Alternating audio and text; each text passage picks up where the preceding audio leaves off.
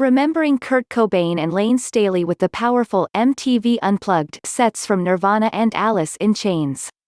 Today's date, April 5th, is a notorious one in the world of rock and roll, as it's the date commemorating the passing of two of the most iconic and celebrated singers of all time, Kurt Cobain and Layne Staley.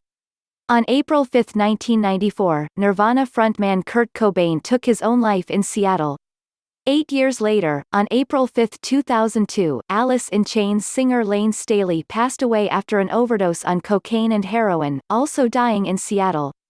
Both Cobain and Staley were known for pained lyrics expressing the deepest and most intensive emotions, stemming from their respective tumultuous life experiences and addictions. The presences of both singers were key factors in Nirvana and Alice in Chains' rise in prominence in the 1990s, but it was each band's MTV Unplugged performance that showed the true power of Kurt Cobain and Layne Staley as artists, tortured artists, but artists nonetheless. Nirvana's Unplugged was filmed in the fall of 1993, just months before Cobain was found dead.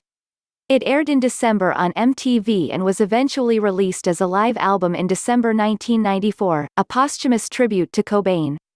The band's Unplugged performance was notable for the band's steadfast decision to play anything but many of their hits.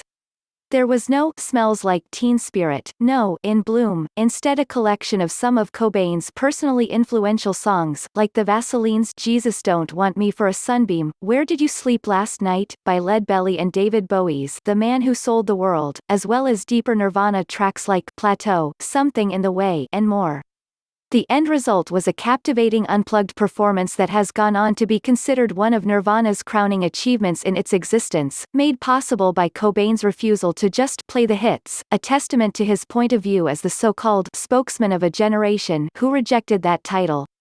Alice in Chains' MTV Unplugged performance was recorded in April 1996 and eventually aired on July 30 of that year. Unlike Nirvana's segment, Alice in Chains performed some of the band's hits, such as Rooster, No Excuses, Heaven Beside You, and Would, while also featuring deeper cuts as well. It was also one of Alice in Chains' final performances with Staley, the band's first singer, before William DuVall joined in 2006, and the whole thing was remarkably poignant, a dark vibe provided by candlelight on the Unplugged stage, Staley's pained vocals pairing with Jerry Cantrell's guitar work in a way that captured the band's primal, vulnerable energy. After Staley's death 8 years later, the band's Unplugged performance and the live album became very highly regarded, and rightly so. It's a showcase of Staley at his best, even while battling the demons that would ultimately take him down.